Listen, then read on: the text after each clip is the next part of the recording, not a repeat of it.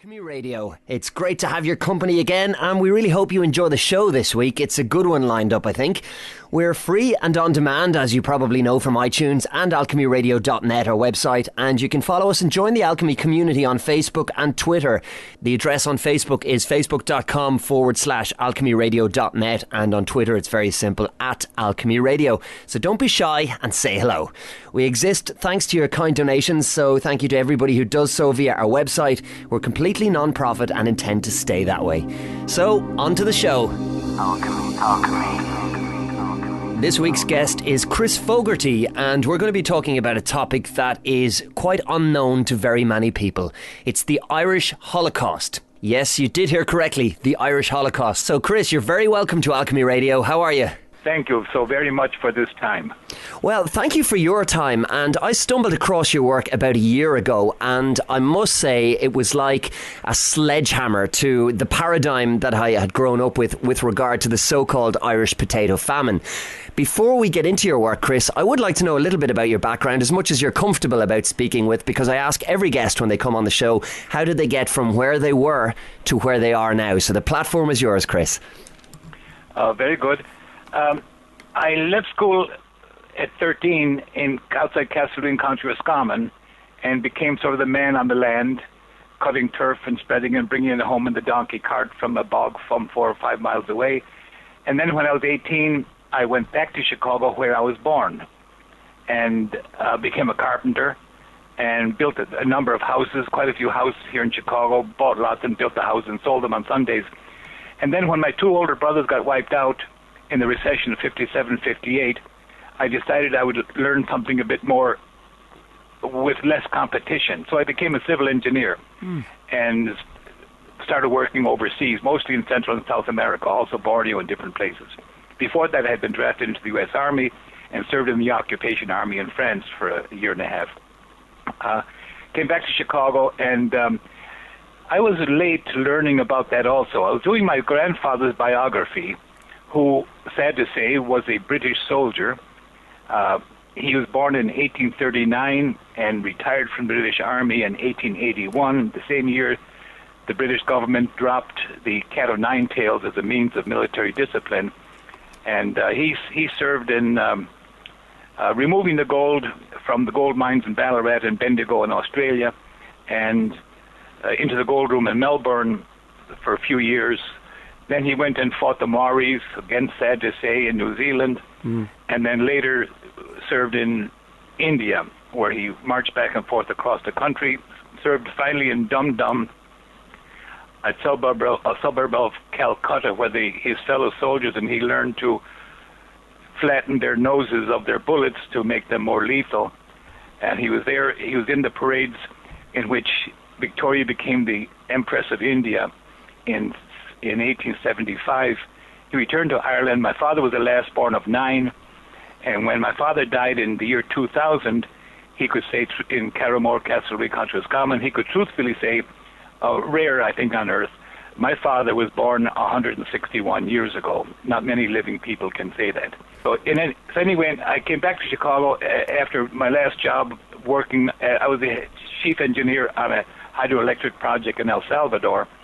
I came back here, and the first thing I did was go over to England to do my grandfather's biography. While at the Public Record Office in Kew in Surrey, England, I found that the regiment that he joined when he was 18 had starved South County Galway in 1840 when he was 7, 8, 9, 10, 11 years of age.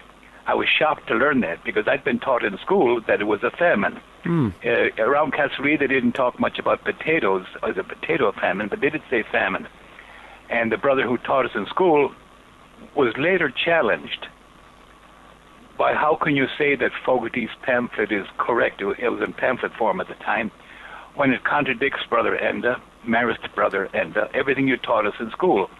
To which Brother Enda replied, to his eternal shame, in my opinion, he lied for 50 years to all of his students. I had to teach, here's what he replied, I had to teach the curriculum as provided to me by the government. And that's his reply. That's his excuse for deceiving people, for covering up a genocide. And you wonder, what was the benefit? Usually when you sacrifice something, it is for a greater good. What could possibly be the greater good that anyone could cover up a genocide? The covering up of a genocide encourages more of them. And that's why this particular genocide must be made known to the world.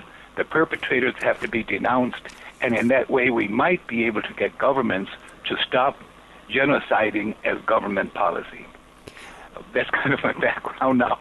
So take it from there if you wish. Well, I spoke about a hammer bolt earlier on, and you received your same hammer bolt as well, because as somebody who has grown up in the Irish public school system, the basic party line, if you like, and this is what we're taught from the time we're 5 or 6 years of age in Ireland, is that the potato crop, which the whole of Ireland was completely dependent on, basically it was the only source of food in 1845, and the crop failed in Ireland that year, and as a result, half of the population of the country starved to death or were forced to emigrate to Britain and America. And it was a great tragedy. Now, you've used the word genocide, Chris, and that's a strong word. So where is the difference there? I mean, how do we tally potato famine with genocide? What actually went on here?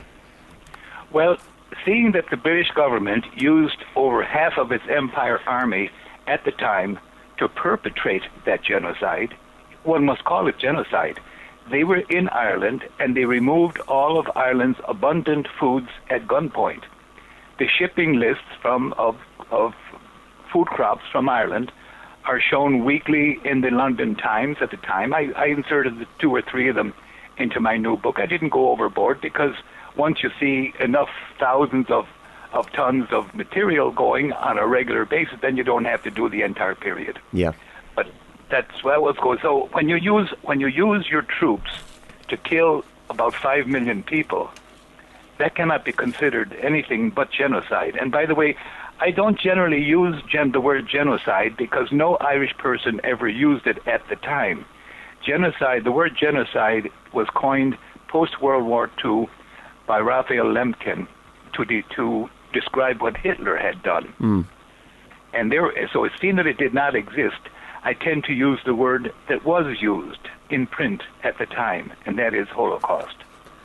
And of course, when the word Holocaust is used, most people think of World War II. But for those who may not be aware, the meaning of Holocaust is a great or complete devastation or destruction, quite often or especially by fire, or it can be a sacrifice completely consumed by fire, a burnt offering, a mass slaughter, or the reckless destruction of life. And that's what we're talking about here, because there was a lot of growth and incredibly fertile land in Ireland, as there still is to this day. And it wasn't the case, Chris, was it, that it was just a country that grew potatoes and nothing else? There was an abundance of food, not only being grown, but taken out of the country while the general population starved by the British at gunpoint. Yes, that is exactly what happened. And even though the English landlords who were in control of Ireland, all of Ireland's land at the time, some 90%, 95% of it, would tell the Irish, all right, the non-existent potatoes are yours, but everything else is ours because it's growing. You grow it on our land. And because you grow it on our land, we're taking it. And they had the army to back up that claim. Okay, so there are a couple of questions then that will frame this conversation, I think. The first one, for me, certainly is, how were the British in a position to be able to do this? Was it the case that they saw, all right, the potato crop has failed in Ireland, let's get in there really quickly, steal all the food and let the people die because we don't like them? Or what was kind of the background to this happening? Well, I think that Tim Pat Coogan did a pretty good job of describing the murderous intent of the bureaucrats then running Trevelyan and the others then running Ireland. Because he did such a good job of it, I didn't bother. I just, instead of showing what can be considered the intent as expressed in writing, I just used the deeds. So I let the deeds stand for themselves. And when you send in an army to remove the food, that speaks for itself. There's no way that can be misinterpreted. I don't think so. And it is the case, for those that may not know, that Ireland was an occupied country and the vast majority of the land was owned by British landowners. Am I correct? That is correct. And it's, in a sense, the proof of that is that the British government repatriated them nearly all between 1900 and 1910. but it spread a little bit before that and up until 1920. But they were all gone by 1920. And they were bought out by the British government at above market prices, I must add. And the recipients of that land divided up into typically 28-acre parcels that were much later, more recent years, consolidated into larger, more economic holdings. But survival farms of 28 acres, typically with a couple of acres of bog, wherever the nearest bog was, those people, including my father in County Roscommon, were still paying rents every year to pay off, to amortize the money that was given to those old English landlords. So the rent, the removal of Ireland's agricultural profit continued in through the 1960s. Was it the case then that back in the 1800s and leading up to the genocide that was the so-called potato famine? By the way, it's not easy to get for any person of Irish or of Irish descent to get the word famine off the tip of their tongue. It took me nearly a year. Now, if you're younger, you can probably do it faster. But we do have to excise, if we have any integrity, we must excise permanently the word famine regarding Irish history. I think so, and it is very difficult. As I said at the start of the show, it's about a year since I first came across your work, and I've researched it in as much depth as I've possibly been able to in the intervening year, and my default is still to return to the word famine because that's what we're brought up with, and we're taught this in school in Ireland from the moment we go into school pretty much. I mean, this is drilled into Irish school kids. Yes, that's correct. I must say, there's something very, very sinister here, and I wish it were not true, but because it is true, it might as well be made known. And that is that the Catholic Church hierarchy in Ireland have always been part of that genocide and have ever since been the main means by which it was covered up. When my wife and I put up a memorial at the murdered village of Lisnabinia in 2000, it was attended by a number, it was mentioned in the new local newspapers, Roscommon Champion and Roscommon Herald. And a number of people showed up there on that day of the inauguration consecration by the parish priest of Ballymoe, County Galway. It's in Ballyglass. There's no more, Lisnabinia does not exist ever since then. It was wiped out. Nobody survived.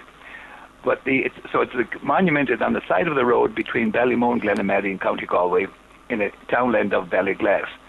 But on that day, a number of people showed up asking me if we would help them put up a monument over the mass graves in their areas. One was from a place called Ahildotia, Kilkeel, Bantry, County Cork. They since have panicked away from the whole idea. There is a little marker on their own land, but they have been made too afraid by the local politicians and, I suppose, priests to go ahead. Another one was only a mile and a half away in Kilbegnet, Ballymoe, County Galway. And what had happened there is that all the people who died in that area had been denied Catholic burial, Christian burial, and so they were buried outside the wall of Kilbegnet Cemetery. And the local people wanted a marker to honor those people who were murdered. And while we were getting organized, somebody must have told the local priest, and he must have told the local bishop, Christopher Jones of the Diocese of Elphin, where it is, and he came and had the local county council take down part of the cemetery wall and include what was probably part of that mass grave, and then had a big inauguration, sanctification, if you will, of the new extended graveyard, in which he used the word children about 45 times in a short speech. He turned what was a burial ground of baptized Catholics who were murdered by a foreign power, he turned that into a grave of children, of unbaptized children.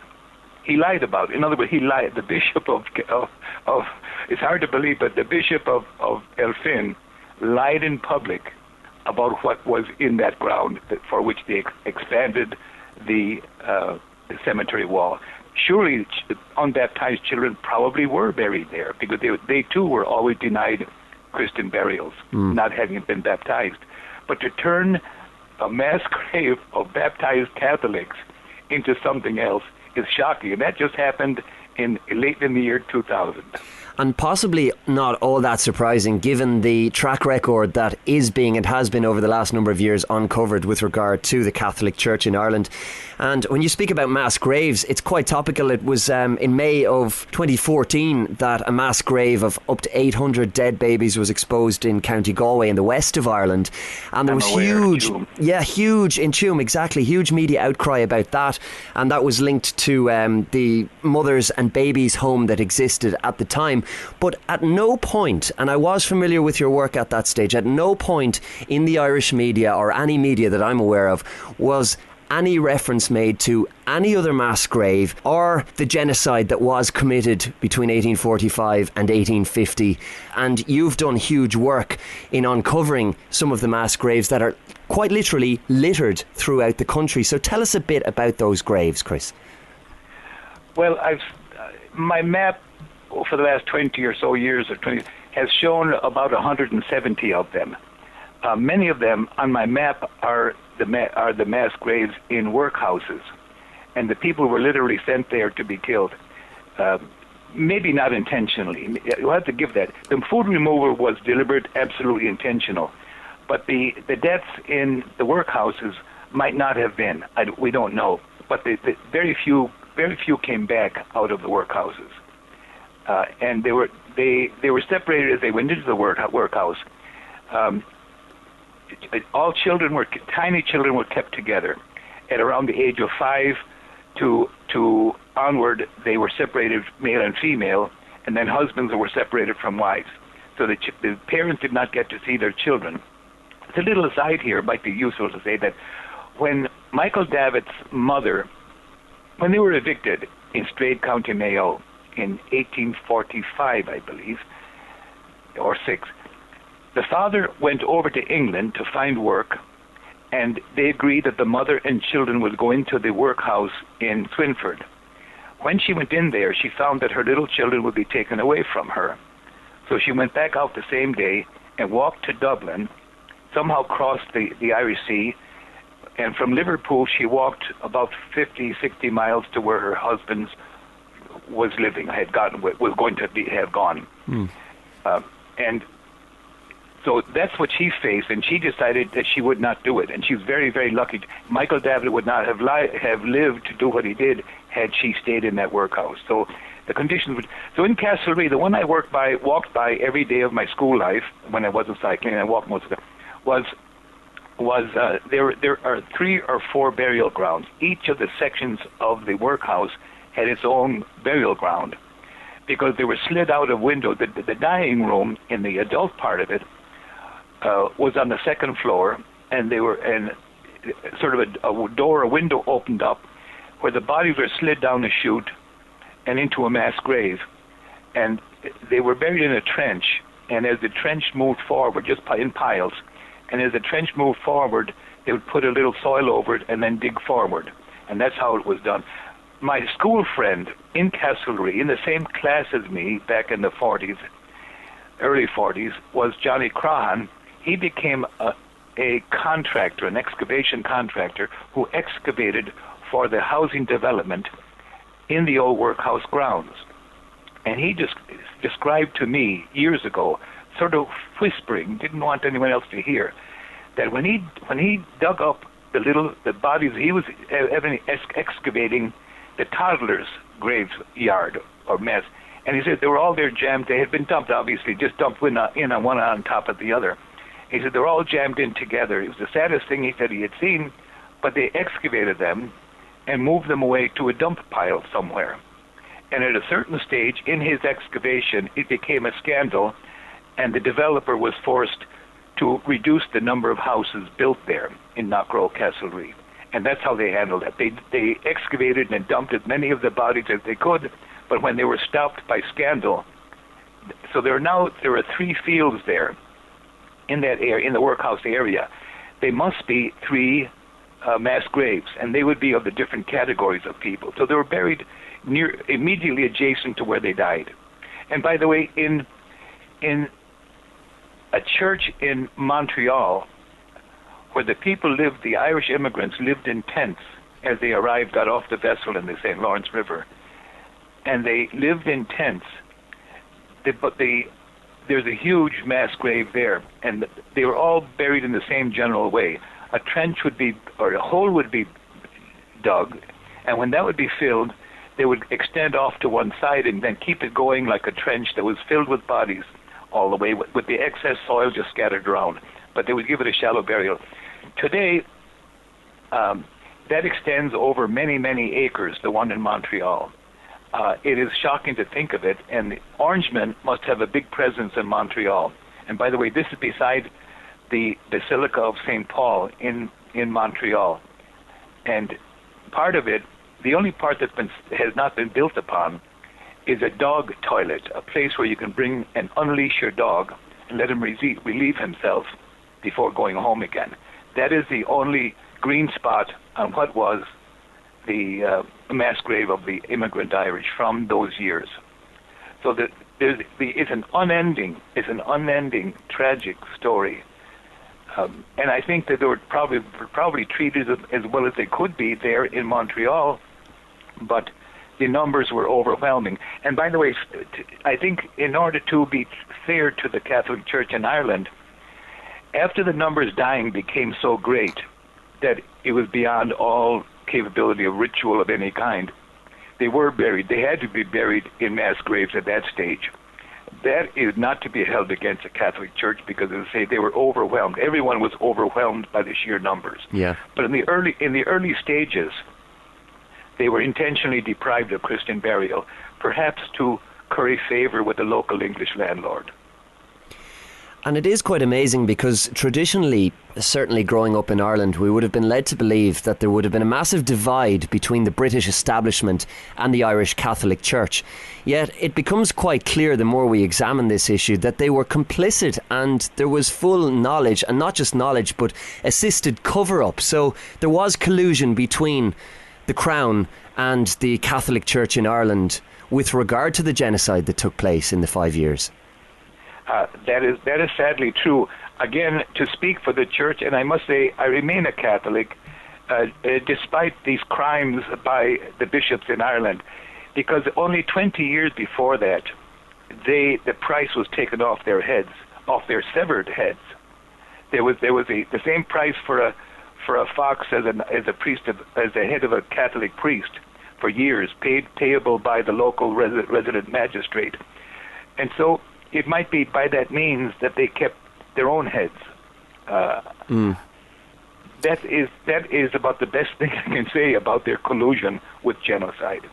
To go back to 1945, Chris, was it the case that the Irish were almost subject to a form of pseudo-slavery in their own country at that time, that the British were able to limit them to potato crops with regard to what they could eat themselves, while forcing them then to produce such quantities of food, and we will get into the quantities in a few minutes' time, that they could then remove for sale on the European market? Yes, they had over time, they had been able to work the Irish down to the very edge of death from starvation. And this was not merely starting in 1845. They had been ongoing for a century or two before that. They would rent a couple of acres to an Irish family. The Irish families were all living on tiny holdings, and rented, of course.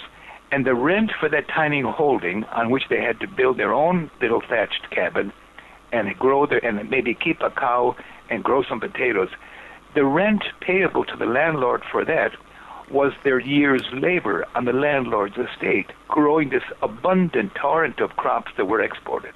How could anybody live under those conditions? The death rate was fairly high even before 1845. Now, however, despite the high death rate, there was also a high birth rate. So the population did increase. Despite these conditions, the population did increase until the potato crop failed. But it was horrendous to think. I have a few books here. One is written by a Stewart, I think it is. Anyways, he toured Ireland and has provided a topography of all of Ireland, and it's he describes Ireland in the 1830s, and I'll tell you the title of the book in 1 second. He describes Ireland in the 1830s as the people being landlords. By Lewis. Lewis was his name, and it's a 3-volume set. In any event, he described Ireland as the people of Ireland as landlords, and that the Irish themselves didn't count at all. He did mention the amount of foods and things exported from each town and village, but he doesn't mention who created those foods, and it's all attributed to whatever landlord owned that area, and they tended to own in the tens of thousands of acres, up to, the largest landholder was 200,000 acres of beverage in Connemara, most of it bad land. But a great many had 180 or 150 or 130,000 acres of land in Ireland at the time, and many of them did not live in Ireland. When Reverend Jonathan Swift tried to work out something whereby the people of Ireland could live, and that was in the 1700s, he proposed that the landlords of Ireland, who were then living all across Europe and particularly in England, go back to Ireland and spend their money there. His remedy for the situation was to have the proceeds of Irish product spent back in Ireland where it had been collected. Eventually, things got so bad that all the landlords were forced out. They had to leave. International opinion went so far against the British government that it had to take that action. It had become stunning. And what's more, the British government, who used to sort of revel in their pioneers living in Ireland, bringing British civilization to Ireland, when the word got out to the world what they were actually doing there, they all became Irish landlords. and Irish landlords, once the torrent of food being shipped to England was no longer deniable. Authors such as like Christine Keneally, who once denied that any food, denied it as a glib myth passed down from generation to generation in Ireland, that food was exported while the people starved. She wrote that in Fortnight magazine in June 1990 regarding a Cormac O'Grada book, a fellow cover-up artist. She denied that if anything, food, whatever, had left Ireland in those years. She met many people on her book signing and book sales efforts down along the east coast of the United States. She met so many people carrying my pamphlet at the time who were going there to stop her, to enlighten attendees as to how it happened, showing which British regiment starved which part of Ireland.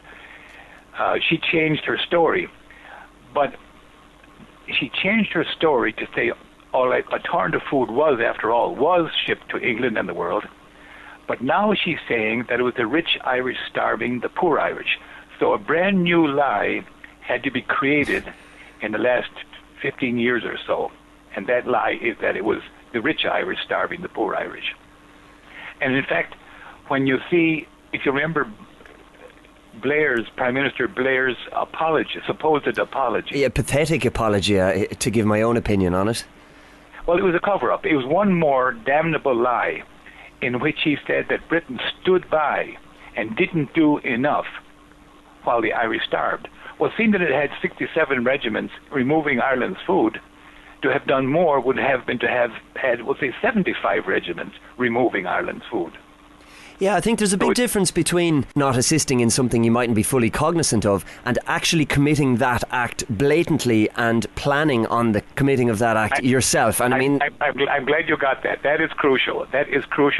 But nevertheless, throughout Ireland at the time, and that apology was issued by means of an actor who attended a Mill Street. This is in 1997, I think it was, in Mill Street, County Cork, at some old landlord's castle, where there was a 3-day event that the Irish government promoted as a place to lay the ghosts, say, stop talking about the Irish potato famine. And its logo that was spread throughout the world was, this is hard to believe, 2 jiving skeletons. It beggars belief. It really, really does. Yes, that this is the supposed Irish government. It stuns people of conscience. Ireland must be the only nation on earth that has ever blatantly and very deliberately and worked very hard at concealing a genocide of their own people. To further frame the genocide, it is the case, isn't it, Chris, that the year before the Irish potato crop failed, in 1844, the European crop failed.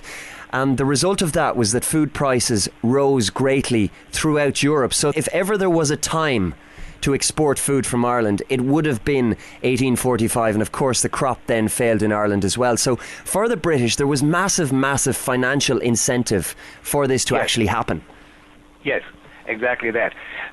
You see, wherever the British Empire extended to, they would typically build railroads, but the purpose of the railroads was not to bring civilization, it was to extract the good of the country. Where my grandfather served, sad to say, in Australia, they removed the gold and whatever else was there. And that is a story of empire. And there's a link to today's criminal empires. And it's largely associated with oil. The primary one is oil. You go in and you rob a nation of its oil. The British Royal Navy was run gratis on fuel robbed from the Iranian population until 1953 when Mossadegh took over. And then the US CIA and British intelligence pulled him down and replaced him with the Shah, a king, imagine. Imagine the Republic of the United States of America deposing a duly elected president, Republican president of a republic, and replacing him with a king. Oh, well, that's the old bastion of democracy for us, eh? Yes, and unfortunately, in the last 15 years, and I don't want to get distracted here now, but the United States has become one with the old Colonel Blimps of England, and they're now attempting a world takeover again. And it's so sad. The same means are used, extraction of natural resources, and it goes on, and torture, the whole range, mass murders, the whole range of crimes. But I don't want to get distracted. No, I think you're dead right. So while history may not necessarily repeat itself exactly, the circumstances that allow the perpetration of these crimes upon the people do seem to repeat themselves, and when lessons aren't learned, the cyclical nature of it does continue. So with regard to the extraction then of the natural resources of Ireland, namely all of the food, what type of quantities are we talking about? First off, what was the population of Ireland at the beginning of 1945, Chris? And then what kind of quantities of food are we talking about? Yeah, well, there's some question about that. Yet, in my opinion, the figures are clearer about the Irish Holocaust than they are about the Jewish one. And I would not want to take one thing away from the fact of the Jewish Holocaust. That was absolutely true. The numbers were into the millions.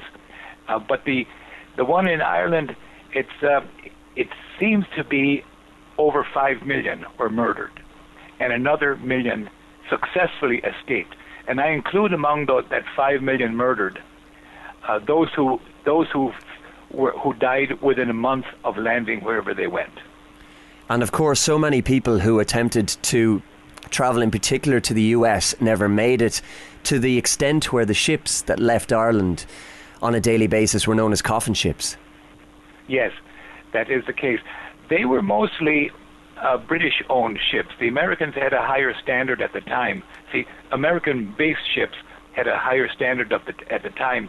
The coffin ships were generally British ships, and many of them took the people to Canada. In fact, sad to say, the United States, after a year or two, stopped further arrivals of starving Irish, and they went up the St. Lawrence River up to Canada, St. John's, Newfoundland, and from there up to Grosse Ile, and there are thousands in Grosse Ile, downstream of Quebec, and up as far as Toronto and Montreal. So all those three, huge numbers died in those 4 locations, particularly the farther upstream. And of course, this explains why there are so many people around the world. An estimated 40 million. Ireland currently has a population of between 4 and 5 million. But upwards of 40 million people claim Irish heritage around the world, and this is largely because of the events we're speaking about in this 5-year period between 1845 and 1850, Chris. So we're looking at a population that still hasn't recovered to anything like the figures that existed prior to this genocide taking place. What kind of food was being grown, and how much of it was being grown and then subsequently taken out and sold by the British onto the European market, while upwards of 5 million people starved? Yes. Well, in my new book, which is just printed a couple of months ago, and there's an edition being printed in Dublin as we speak. It might be completed now, because the postage from here was was more than the price of the book. Yeah. The amount of food, Ireland was a hugely agricultural country from one end to the other, except in mountain and bog. And my book shows every grain mill and every grain kill and every flour mill and every cattle pound and every wool processing factory in Ireland at the time, in the townland that they are located. So when Cecil Woodham Smith, the most honest writer, the woman who was slandered for 2 decades after 1962 publication of The Great Hunger, she identified 13 British regiments in their forcible extraction of food away from the people. She was slandered for 2 decades, maybe 3 decades after. All of Irish academia denounced her. But she's the most truthful describer. But even she lies. She says, for example, by the way, when I read her book, I did not stop using the word famine upon completion of the book, because she buried her truths under 440 pages or 450 pages of contradictory falsehoods that contradicted her truthful parts. So she says, for example, there was no oats, no grain grown in County Sligo. My new book shows every grain kill and every grain mill and every flour mill in County Sligo. There were huge numbers of them. And it shows where they were by townland. I'd say in the typical townland you might know is a couple of 100 acres. And so it pretty well focuses exactly where they were. And in fact, in 1946, when I first went to Ireland, I worked in the local grain kill in Templetower, Williamstown, County Galway, where my aunt's husband, Prince Burke, had my cousin and me, 2 10-year-olds, raking their grain around on the floor.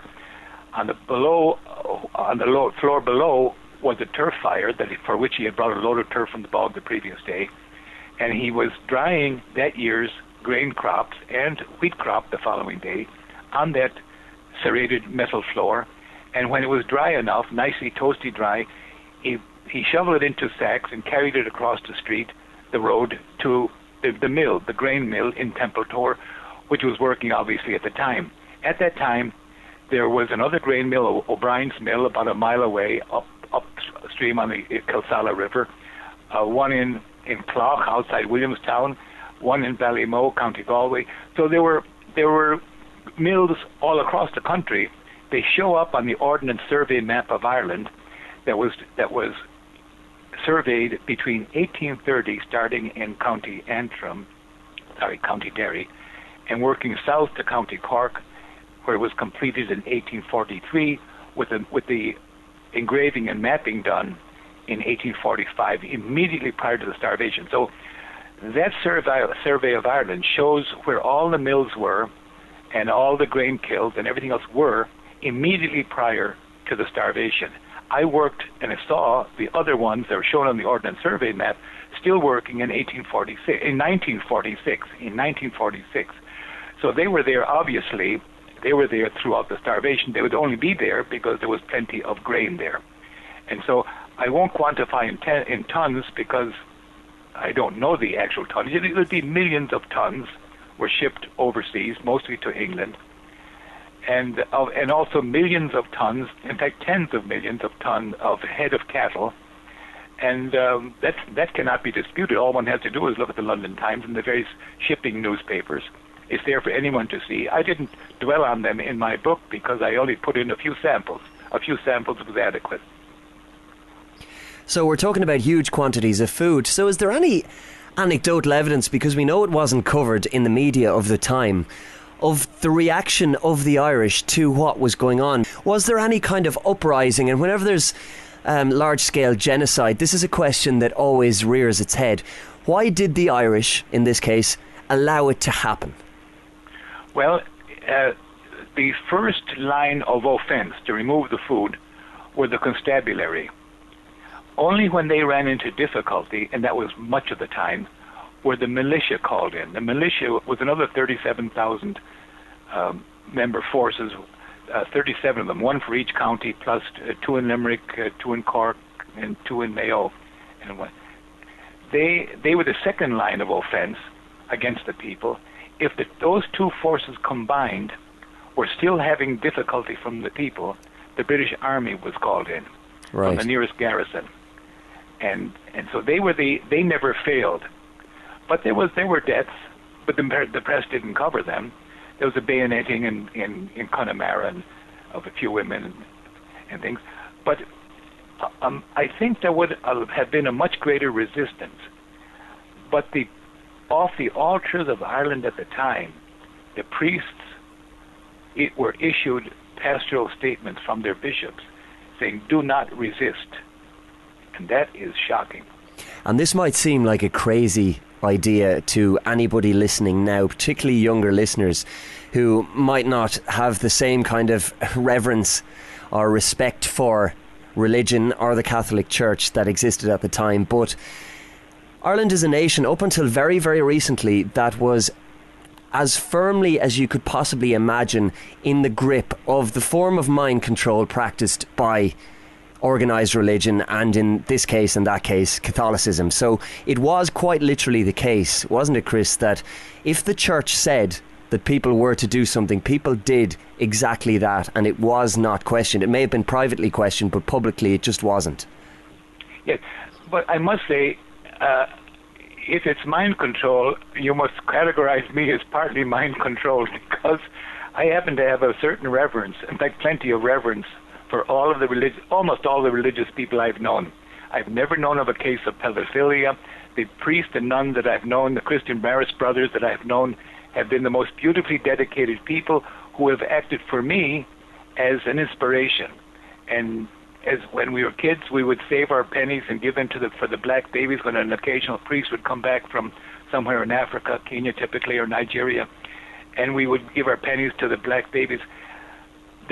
They had the moral force they had that the church had was less fear of damnation, I think, than it was the capital that they had built up by their good works among the people. Okay. And that can be a powerful thing in itself. Yes, that may be the most powerful force of all.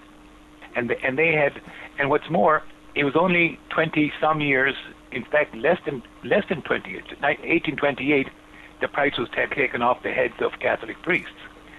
And so they had been on the run. In fact, I don't know you're from Carlow, I think. Yeah. Now, in our part of the country, we had stations every spring and fall. Mm-hmm. And that would change from house to house. A different farmhouse in the area would have it. And about every 8 or 10 years, it would circulate back to the same house again. But there, Mass would be said in the kitchen. All the local people from a couple of townlands around would attend. And that was sort of a commemoration of the days when Mass had to be celebrated on the run as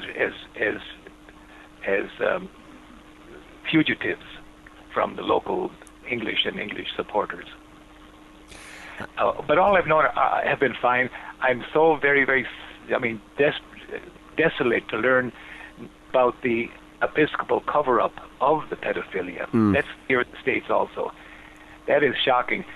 But I include sections in my book. I refer to a great extent to a book written in 1888 by a judge of the San Francisco Superior Court by the name of Maguire, in which the title of the book is Ireland and the Pope, A Brief History of Papal Intrigues Against Irish Liberty from Adrian IV to Leo XIII by James G. Maguire, the judge of the Superior Court of San Francisco.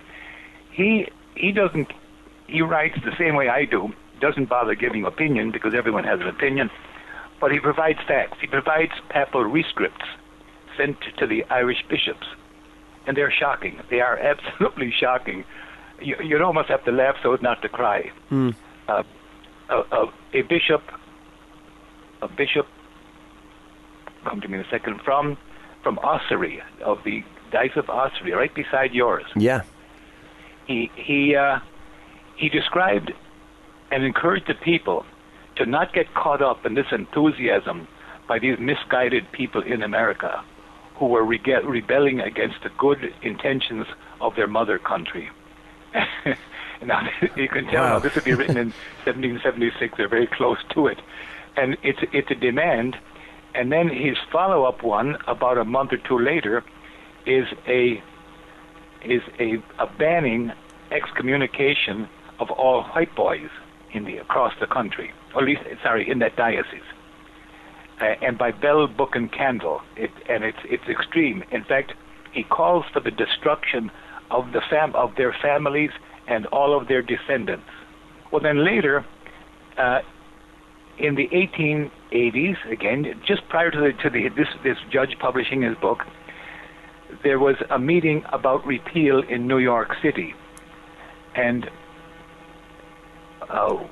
one spokesperson attended one of those meetings, and he was well regarded in Irish Catholic circles, and he died at one of those meetings.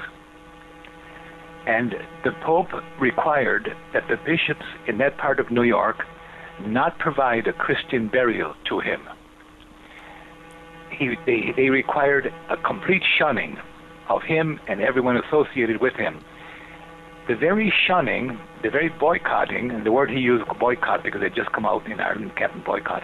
He used the Pope used the word boycott, and he said that it was intrinsically evil in Ireland, and anyone associated with it in the States were also engaging in evil. But his prescription for it was an even more severe boycotting.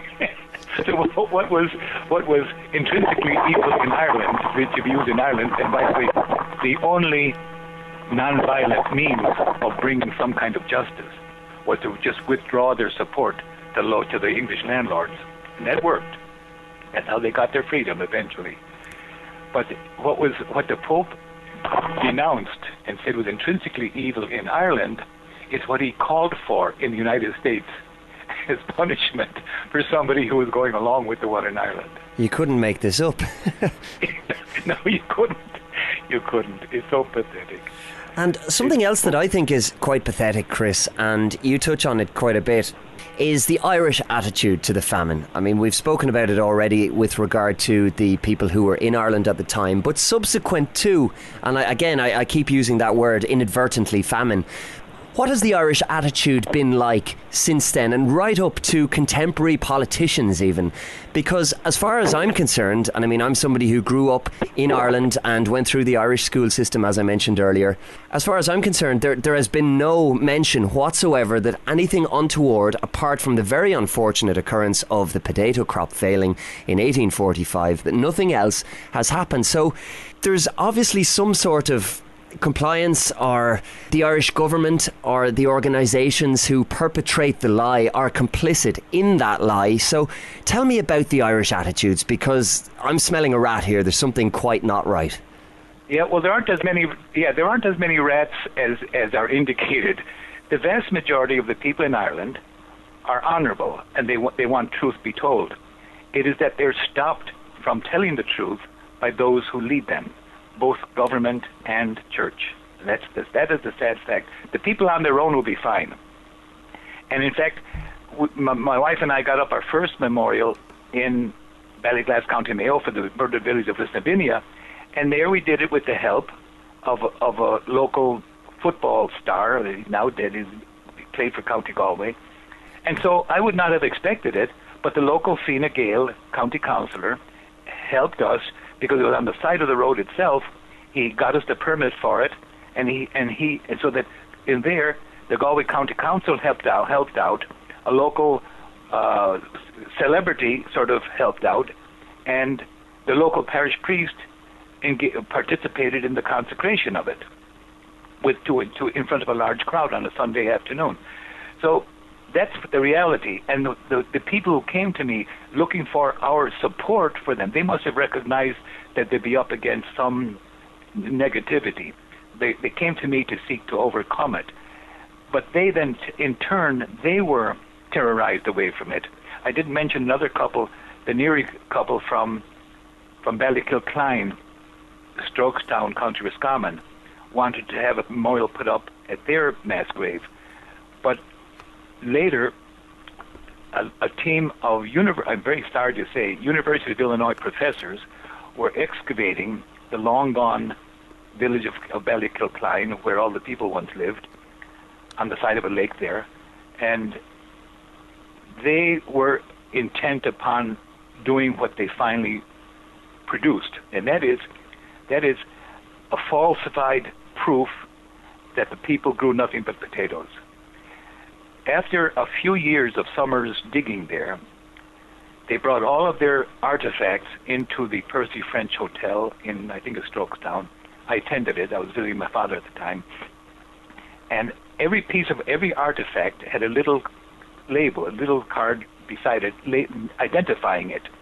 All but one artifact, which was left unidentified.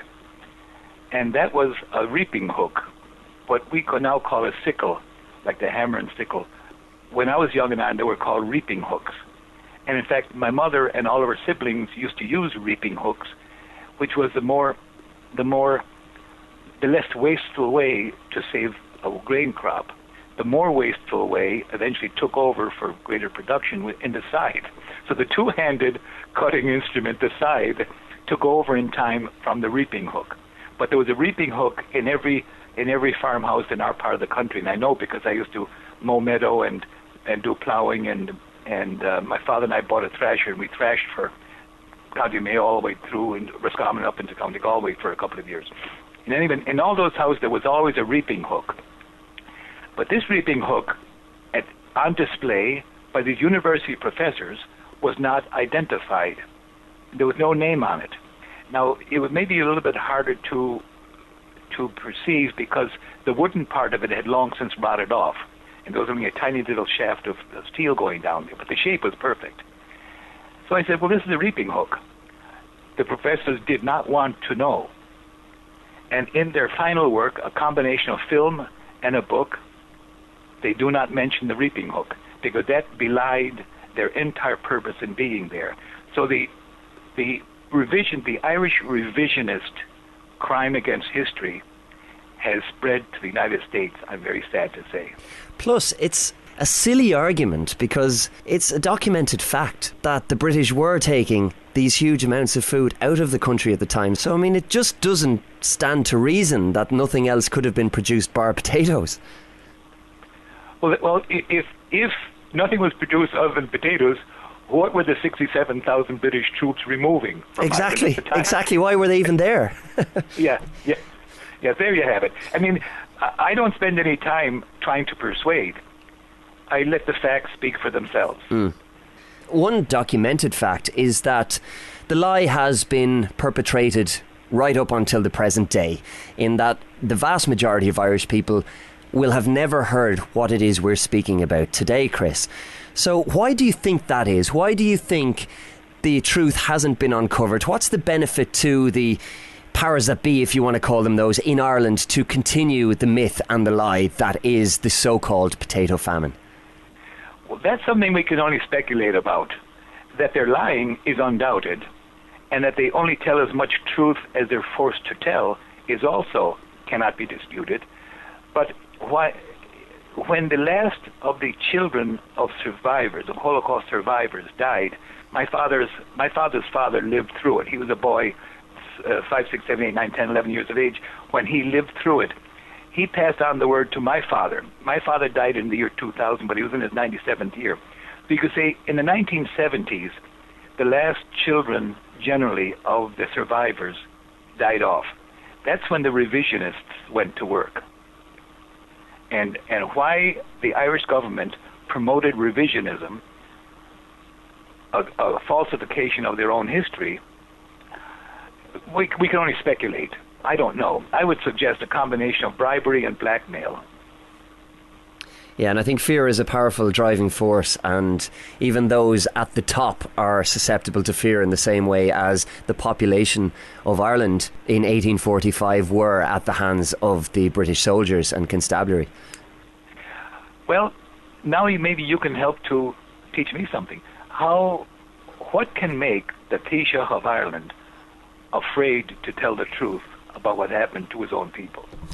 It's a very good question. It's something I've often pondered myself, and aside from, and it would be purely speculative, that somebody somewhere has something on him, I don't think that can be the case all the time, and that is a conspiratorial attitude that I don't have any evidence for. I do think when it comes to politicians in Ireland, I think they're largely quite a clueless bunch with regard to the mechanisms and how the power game works globally. And I also think that with regard to potentially rocking the boat or any accepted norms or paradigms, I think that they would be too fearful that coming out and going against the grain would be too much of a sucker punch to the psyche of the nation, and it would reflect badly on them, and then potentially it would affect their personal careers as politicians. I do think that career politics, such as it exists in Ireland, whereby there are political dynasties that exist throughout the country of Ireland, and people will be elected based on their name rather than policies, and that, I think, is set to continue for generations to come. And I think that there is a huge focus on what has come before with regard to politics in Ireland, and I think that many politicians, certainly at the moment, would be too fearful of rocking the boat and affecting their vote. So, having given it quite a lot of thought over the years, I think that's why people are so fearful to speak out in this country. Well, the Irish might like to be abased, but the Irish Americans do not. And the notion of famine insinuates, it implies cause of death, terminal stupidity. When you grow only one crop, which is how the lie has it, yeah, and that's a failure-prone crop, and then that crop fails, you fell into a lethal trap of your own making. That says national Irish stupidity. And that won't work in Irish America. Once they get the word, and it's spreading here in the States, once that word is out, they will no longer accept their children being denied equal treatment in university applications if they have Gaelic names, Gaelic last names. Because those who believe potato famine and famine deaths, a corollary of that is Irish stupidity. They go together. Yeah. And if the people in Ireland are happy with that, the people in Irish Americans will not be happy with that, are not happy with that. And I think that's to the credit of Irish America, because there is an attitude that exists, in my opinion, and it is just my opinion, many people will disagree with me, but in Ireland, I think there is a general apathy, not just with regard to this issue when it's raised, but with regard to any issue that rocks the boat. We always hear about the traditional fighting Irish. I've yet to see that fighting Irish spirit. While I have great affection for my fellow countrymen and women, and I think that we have so many talents and gifts to bring the world, I also have a major issue with the collective Irish spirit, in that I think it has been so downtrodden over so many years that there's almost an ingrained or a subconscious subservience within us. And while we will complain and complain with gusto in private, in our own homes and behind closed doors, when it comes to actually taking action and acting upon the will that exists, that's what's lacking at the moment in the Irish national psyche. The will exists, but the action does not take place, and I think it is to the credit of Irish America that they always have been an active group and an active people. Well, we are, but however, the Brit-Irish government, and I often refer to them as the Brit-Irish government, that's the two governments working in concert. Yeah. They now have spread their falsification of history over here into our, as I mentioned, University of Illinois involved in participation with that falsification of the starvation of the area around Stroketown, County Roscommon. And by the way, that was we lived just about 8 or 10 miles away from the edge of that estate. That was called the Pakenham-Mahon estate. Pakenham was the same family. They were there in Stroketown in Antrim, and in Castle Pollard, County Westmeath. General Pakenham led the British Army that died in the attack on New Orleans in 1814 or 1815. And the notion that these were Irish landlords is shocking. But it extended, that's close to us, so we knew a little bit about it, but the Irish government and those who have brought that up in recent years have dropped the word Pakenham from the name of that estate. It is now called the Mahon estate, because the Mahon is a more Irish name. In other words, it tends to provide a false support to the notion that these were Irish landlords. And that the original Mahon came over from England along with Cromwell in 1647 or 48. And he was given that land there as a result of his work for Cromwell. So he came from England along with them. So the notion that somehow these were English landlords is even defeated even when they use the word man to make their false point. Now, however, 5 Catholic families were granted legal personhood when the British were at their height when England was at its height in Ireland. All the rest of the people of Ireland were legally non-persons, so that the murder of any Irish man, woman, or child was not a murder, because you have to be human to be murderable.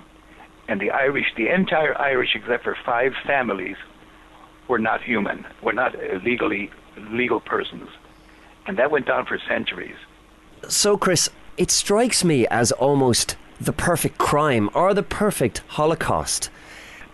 The title of my book happens to be Ireland 1845-1850, The Perfect Holocaust, and Who Kept It, quote, perfect, unquote. What can people do to try and get this word out there, or what needs to be done? How can this be changed? Because if met with resistance, and there would be a certain amount of resistance to this, as there is with anything that breaks a paradigm or goes against the grain, if somebody turns around to you, Chris, and says, well, this is just a load of nonsense, it's hocus pocus, I'm not interested in your facts and your figures, I went to school and I was taught that there was a potato famine and that a load of people died because of that, and that it was just the stupid Irish, what would you say there? Well, I would never argue with such a person, because there's a certain percentage of the population that are immune to facts, so we have to let them go. I'd like to give you a little background here as to exactly that condition. There's a Catholic priest who founded a parish in Venice, Florida, whose father was from Kerry and his father from Limerick, his mother from Northwest Mayo. He wanted, after reading my book, he thought he would like to put up a memorial at the Holocaust mass grave nearest to his mother's birthplace to honor them and as a sort of an honoring of his mother. He contacted his cousins with whom he has visited in that part of Northwest Mayo, and the local monument maker. This is the only one in the town. And they were dragging their feet. They just simply were not replying. And he wrote to them 2 or 3 times, emailed, without reply, and finally got one back that told him that the parish priest of that town has told him, all right, go ahead with that memorial if you're going to, but carve famine into that stone. Do not carve Holocaust or genocide into it. And that's the parish priest. So we'll have to, I know we won't have to defeat the Catholic Church, because the Catholic Church must be shameable. In other words, this is not like the pedophilia. It was all over. It was ended by the time the cover-up took place. But the cover-up of the mass graves of Ireland and their completely overgrown, weed-filled, intentionally neglected state is recoverable. And what's more, to keep them unmonumented and ignored and in their neglected state will require a continuation of the lies by the Catholic Church. And I don't think they're up to it. So therefore, I'm not mentioning the name of that town, because the priest in Florida thinks that the priest in Northwest Mayo will soon come to his senses and will soon stop lying and become a real Catholic priest. So I won't name him because there's no point in shaming people who are about to come to the truth themselves. And I'm betting, and the priest in Florida is betting, that priest in Northwest Mayo will come to the truth of his own volition, or maybe from fear of being shamed. I do a column in a local Irish American newspaper for the last 20 years, and with the okay of the priest in Florida, I will be exposing that priest in Ireland at some stage if he does not come to the truth himself willingly. Do you think it's the case, Chris, that the Irish Holocaust was a case of the British trying to get as much money as they could with rising food prices, and that the deaths of upwards of 5 million Irish people was a byproduct and that they were collateral damage? Or do you think it's something even more sinister and it could be classed as a form of ethnic cleansing? Well, I think both applied. One thing that cannot be denied is that their behavior as empire was the same in all countries. They robbed the local people of their output. They took whatever of value, they stole whatever of value was stealable or robbable. That they did that. That's not in dispute. Whether they intend to kill them or not, I think is neither here nor there. But when you remove a nation's food, and then those people then starve to death, you have to say that the British might have known that when people don't have food, they die. And if you're removing it at gunpoint, you are a murderer. That's not disputable. They can try to avoid it, but they can't deny it. You know, I just can't find the names of those families, but one is O'Connors of Connacht.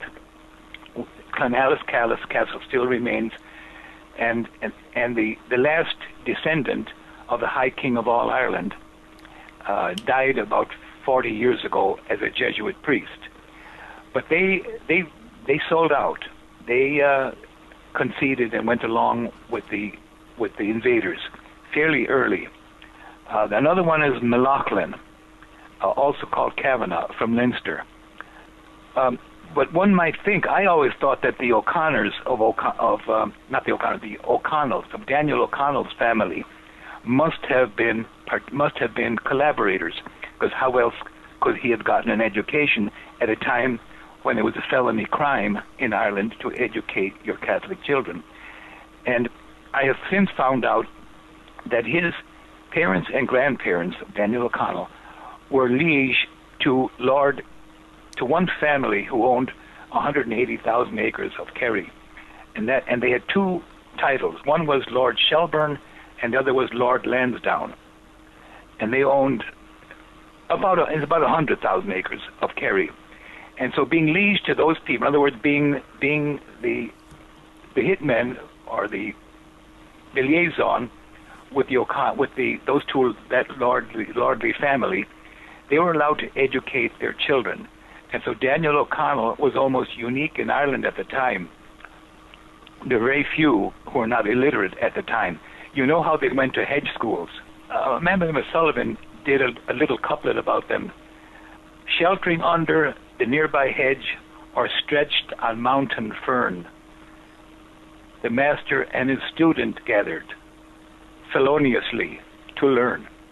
They met outside because if they were to be seen by any of the collaborators, they would be killed, because education at that time was a capital crime. And so they would scatter in the same way that the masses were said outdoors, in their mass rocks and mass pits and mass hills of Ireland. And so the outdoors, so that they would all scatter, and the finders would only catch one or two. Ireland, I wish I never learned Irish history. It is shocking in its depravity. The injustice, the murderous injustice went on for centuries. In a sense, I would have been happier to have never learned it. I know exactly what you mean, and I try and tally that with the way Irish history is taught in school to kids. There is no sense of outrage. There's no sense of shock. There's no sense of, well, this was a great injustice. It's almost told as if it's fiction, a fairy tale, and something that we can just throw away. And I think as a result of that, very few Irish people, and this is a broad sweeping statement, and I leave myself open to mass outrage with this one, but in my experience, I think in a broad sense, Irish people don't have much of a sense of history with regard to our own country and what has gone on down through the years. And I think that's largely because of the way it's taught or not taught, as the case is now. Yes, that's the way it is. And if Ireland is going to establish itself as a serious nation, it will have to get rid of Ruth Dudley Edwards, O'Grada, Christine Keneally, all the major big lie operatives. It's shocking what they have done. They know they have lied because, you see, you cannot maintain a lie skillfully without knowing the truth. They all know the truth, and they're lying about it. And Ireland must get rid themselves of them, and Ireland must rid itself of the people who run Radio Televis Éireann. I'm partly inspired by a number of people who wrote a book entitled Coola Crease. Just for those who may not know, Radio Televis Éireann, or RT, is the state broadcaster in Ireland. Exactly, yes. And they did a so-called documentary about the War of Independence, 1920-21, on the west slopes of Slieve Blue Mountains, in which 2 Protestant farmers' boys were killed in their 20s. They tried to claim, the RTE tried to posit it as an ethnic cleansing of Protestants or religion by Catholics, by Catholic Republicans, and claimed that the killing of them resulted in the division of the land and that they got that land. All of that is false. And people who living in the area, one of whom had already written a book earlier back in the 1930s on the subject, they got together and they tried to effect. Owen Harris was involved in it, by the way, for the big lie operatives, another person who was one of Ireland's main enemies. They tried to get involved in it to try to bring some truth into it. The local people did, but they were rebuffed. And the lie went ahead, and then it was run as a series on Irish television. And so the local people, with no access to RTE and no access to similar arms, weapons, they wrote a book entitled Coola Crease. And Coola Crease is the name of the townland in which this Protestant family lived. And so the people got together, and using the documents from the earlier era, they say, IRA orders, British Army orders, local hospital records, local land commission records, local newspaper accounts. They were able to prove that RTE had lied on every single one of its main points. None of the people who were involved on the Republican side got land in that couple of 100-acre estate when it was divided up. In fact, the local parish priest, who is very pro-English, was the one who had the dividing up of it. And the first 2 people to get land on that estate were retired Irishmen who had served in the British Army.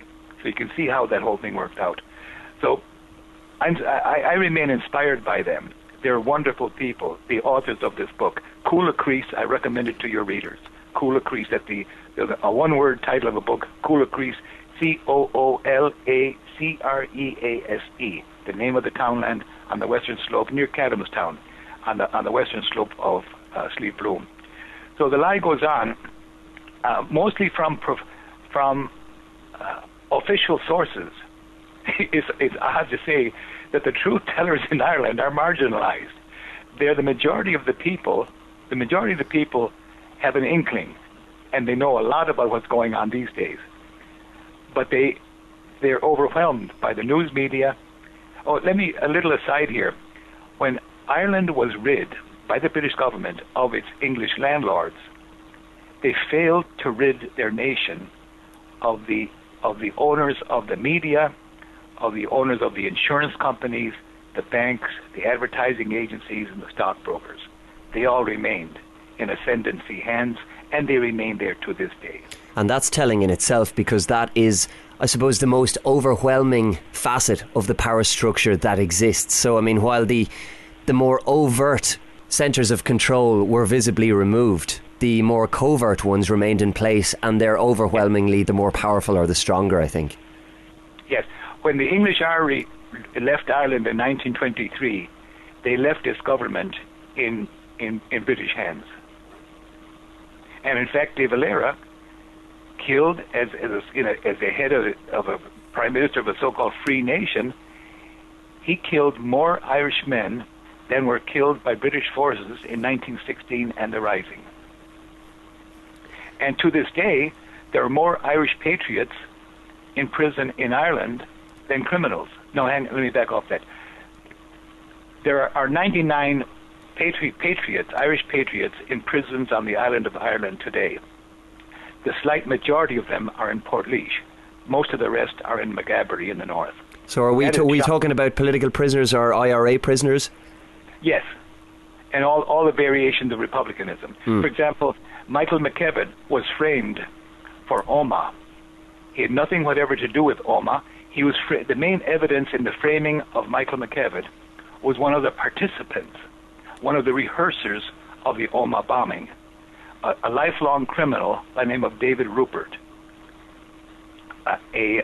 Mary and my wife and I have had our own series of deaths, of real problems from the MI5 here in Chicago. And we were framed here. I was framed twice. We were both locked up in the federal lockup in Chicago, and we're facing the rest of our lives in prison because the British government and the Irish government want to silence us. So we were facing the rest of our lives in prison, but only because I was very well-to-do and was able to buy expensive legal support. We were able to prove that the only evidence against us, my wife and I and two others, was an audio tape that the MI5-controlled FBI had criminally fabricated. The FBI agent who fabricated that audio tape was so well regarded by MI5 that they selected him a couple of years later, after we had defeated him in federal court in Chicago. They selected him to go to Ireland and participate with MI5 in Ireland. And he left with the lifelong criminal, David Rupert, his sidekick, on the evening of August 15th, 1998, the evening of Omagh. Mission accomplished. And what do you think the agenda behind the Omagh bombing, which is considered in Ireland to be one of the greatest contemporary atrocities that took place, the bombing of men, women and children on a busy high street? It was a mystery to me for almost ever since. But a couple of years ago, there was a book written, Voices from the Grave. It was part of the Boston College project, in which two combatants in the conflict in the North spoke at length. One was Darky Hughes, Brendan Hughes, and the other was David Irvine of the Ulster Volunteer Force, whose group had murdered close to 1,000 Catholics in the North in the previous 10 years. He was brought to the States in 1994, to the White House in triumph. He was brought, as again, he and Jerry Adams were brought to the White House in triumph by the White House, by the U.S. government. While there, and it's in the book, and it's taped as part of the Boston Project, David Irvine came here believing, like I think most loyalists do, that the United States government is on the side of Irish Republicans. And at one stage, the American government was on the side of Irish Republicans. But he was talking to what he described, the head of the Britain desk at the U.S. State Department. And he made his accusation. The American government has always been on the side of the provost, the IRA. And the head of the Britain desk replied, on the contrary, the IRA don't have aircraft carriers, they don't have Buccaneer bombers, there's no such thing, but that's what the word he used, and we in the United States government must sew up the British exchequer so as to free the British government, the British army, to be used in our upcoming wars. And David Irvine said, we all looked at him, and he said, Islamic fundamentalism. So the wars in Iraq and Afghanistan and Somalia and Yemen and Libya were all being planned at that time. He says that was 1994, and I was not alone.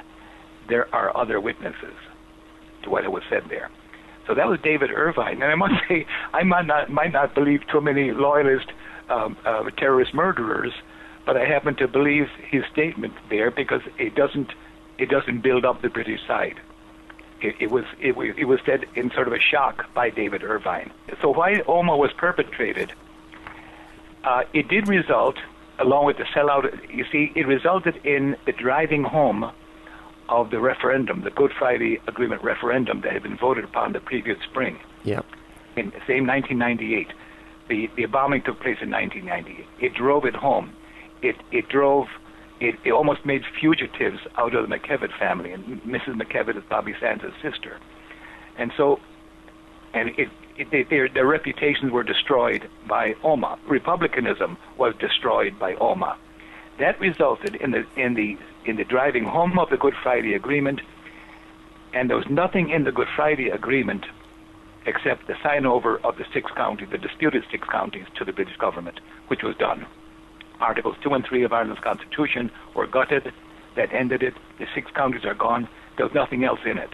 I was in Ireland at the time visiting my father, and like all Irish households, he received a copy of the Good Friday Agreement just a week or two prior to the referendum. I read it. It was 67 pages.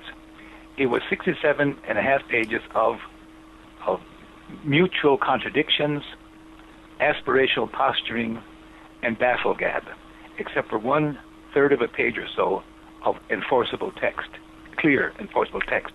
And that was the mandate that the 6 counties be signed over to the British government. That was the only workable part, the only enforceable part of the Good Friday Agreement, in my opinion. This is now my opinion. And that was done. So, and the British Army were essentially removed from Northern Ireland and did participate with the Americans in the American war against Islam. And the war against Islam is, of course, a war for oil and the spread of American corporations. So that's what Omagh was about. Now again, I can only say according to the evidence. That's what the evidence points to, and what the words of that State Department head of the Britain desk confirms. For me, it was a mystery. I could not understand how that happened, and I was inclined to buy into the notion that it was a mistake on the part of the IRA. I knew it was the 6th in a series of town center bombings by Republicans, in which the shop owners no bloodshed anywhere. All the shop owners got brand new fronts to all of their buildings.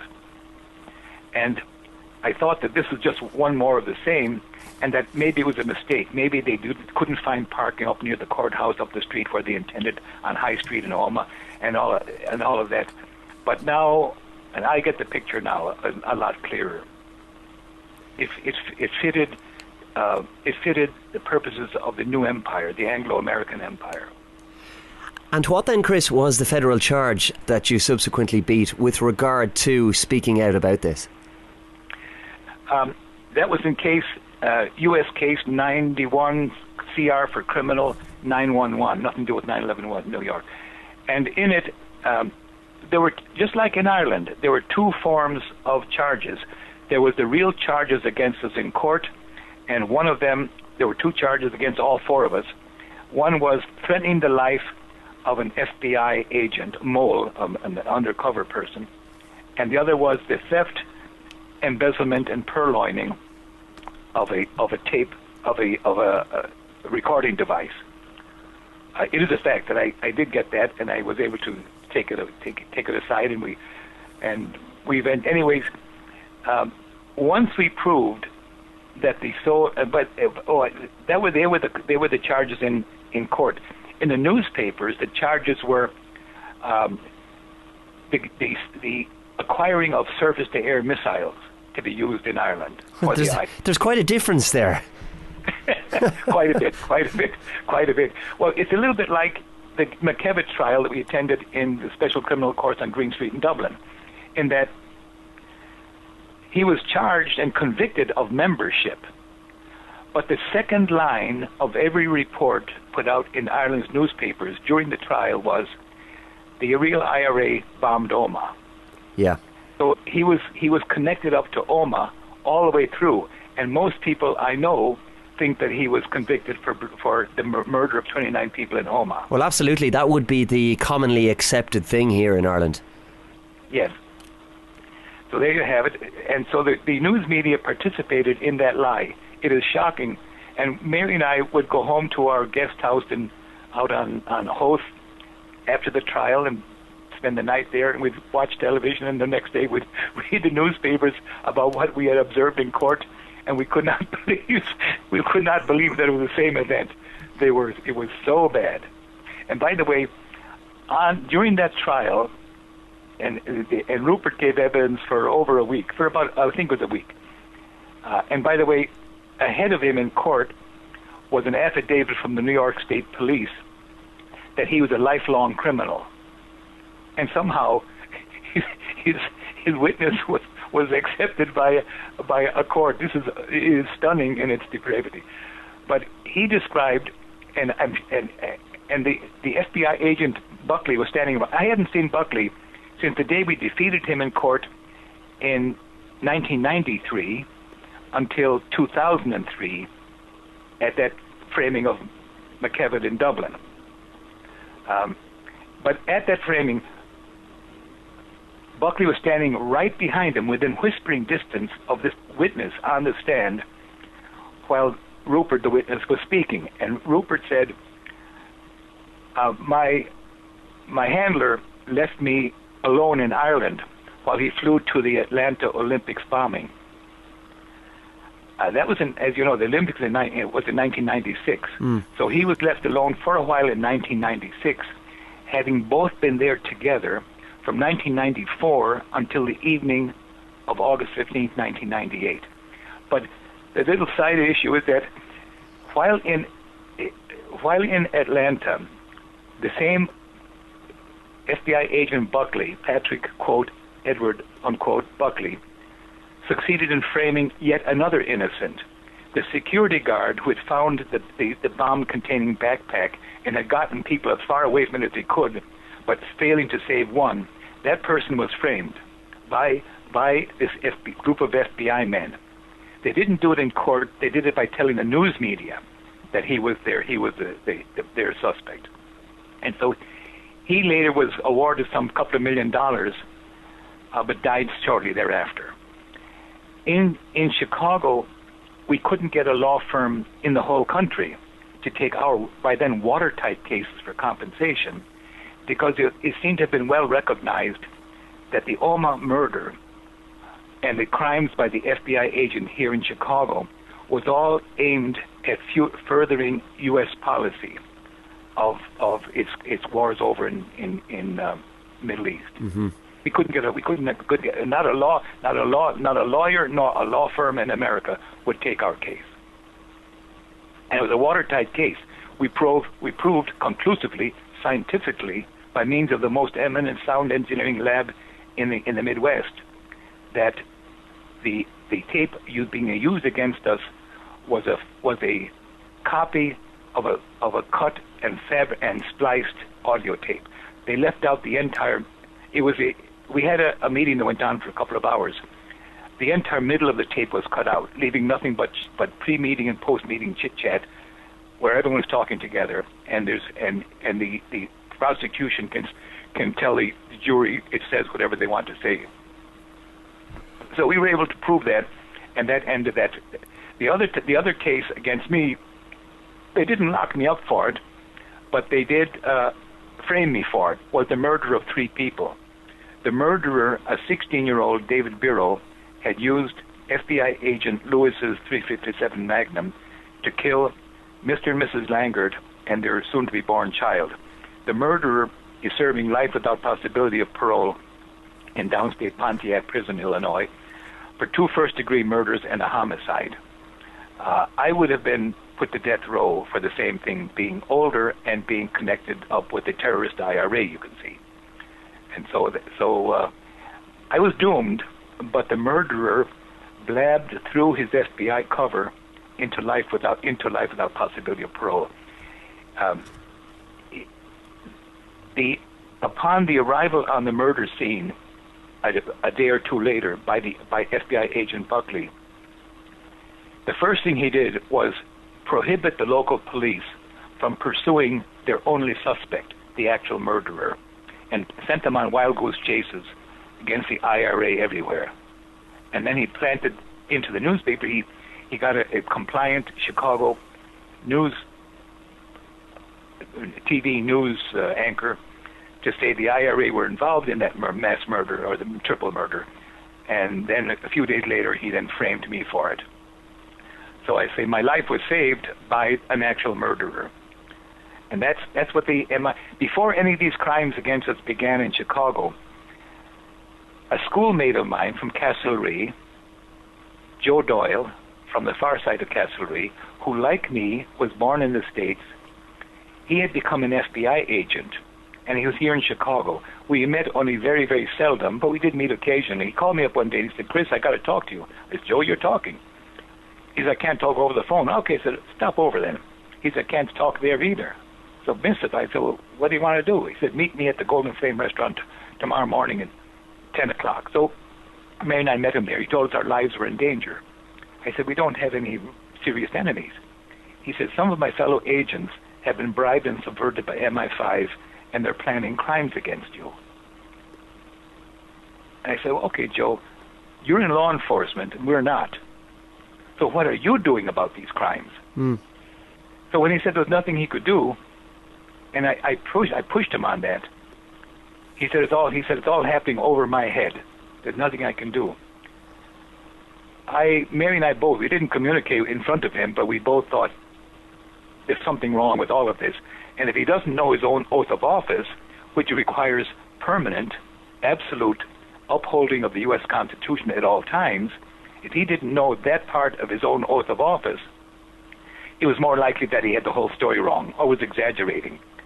But the crimes began a month and a half or so later, the murder of the family in Winnetka, for which I was framed. I don't think that the FBI were involved in it, other than the owner of the FBI agent who owned the gun. Her husband, who was a lawyer for the murderer, had taken it into his office, he said, to put a new handle on it. And the murderer had sent away for an Illinois State firearms owner's license to carry a gun. He was only 16. And his mother, it came in the mail to him, and his mother found it and gave it to the lawyer to hold. This 16-year-old had a lawyer because he was already facing charges for shooting other people with a BB gun. And by the way, he had told his classmates his goal in life was to become a hitman for the mafia. That's what he intended to do. So in any event, but all of that was covered. So it seems then that the gun was stolen from the husband's office, the drawer of an FBI agent who owned the gun, and the gun must have been noticed as missing. And when there was a murder in that little village of Winnetka, a northern suburb of Chicago, everyone must have looked around to see where their guns were, or at least become aware. And this man's client, the 16-year-old shooter, the lawyer must have wondered, is my client involved? But nothing was ever done about it. The FBI agent whose gun was missing was found in the house of the murderer 6 months later, and the murderer was kept on the street for 6 months by these people. The FBI agent was never charged with failure to report her gun missing. She's a female FBI agent. Mm-hmm. And the lawyer husband was never charged with failure to do the same thing, or failure to notice that the local shooter might be the one who had shot these other people. So all of that has been left unpunished. So it leads one to believe that the purpose was, as the U.S. State Department says, to further American empire interests. Part of that Omagh, part of it, and this can be readily found, there was a phone call made, or two phone calls made, and all phone calls to RUC offices were all taped. The tape was transcribed over to a logbook. Neither the tapes nor the logbooks could be found shortly after the bombings, and these deaf RUC men in Omagh who somehow couldn't quite get it right, they were given George medals. Interesting. That's one of the highest British awards, is my understanding. But the stench from that was so great that the British government decided, instead of giving it only to the Omagh accomplices, we'll give it to every RUC man that exists. And so that was done. They spread it out over everyone because the stench was too great. They'd say the loss of both the tapes and the logbook speaks for itself. Why are they missing? They contain information, evidently, that destroys the story of the guys in the car bomb who couldn't find a parking place. Chris, before we let you go, give us details on the book and the website and how people can find out more about the work that you do. Right. The book is Ireland 1845-1850, The Perfect Holocaust, and Who Kept It, quote, perfect, unquote. It's being printed now. I think the printing must be completed in Dublin, and I've donated this because I couldn't handle the sales of it over there. It is self-published. I've donated to the Irish Republican Brotherhood, and John Robinson in Dublin has the distributing of the book along with the Irish Republican Brotherhood. They have the distributing of it to their benefit. I understand they will also. I'm using exactly one half the purchase. Everything I sell in the States, one half of the price of it goes to fund another monument over a mass grave in Ireland. We just installed another one in Castle-County-Roscommon on the 16th of March. We finally got up. It took nearly a decade of overcoming, and that's why I've hoped that the priest can do that. The Florida priest will be able to do that. He'll be able to overcome that lying priest in Northwest Mayo, and will shame him into accepting a truth-telling memorial. I'm demanding, by the way, that any memorial that be put over these mass graves, at least anyone that I've anything to do with, must name the regiment or regiments that stripped the area of foods. That's the minimum. We don't have to use any adjectives or epithets. All we have to do is name the regiments. That will speak adequately. So, where am I going with this? So the book is there. And go to Irish Republican Brotherhood.ie. www.Irish Republican Brotherhood, all one word, .ie. And another very good one is Billy Maguire, all one word, MCG, BillyMaguire.com. Both of those are fine lead-ins to where Ireland needs to go these times. And I'm hoping that the people of Ireland will soon summon their national self-respect, not necessarily become militant, but become more concerned about the truth and become less willing to listen to acquiesce to lies. Well, here's hoping. Chris Fogarty, it's been fantastic speaking to you on Alchemy Radio. The website again is irishholocaust.org. We have the links up on the site.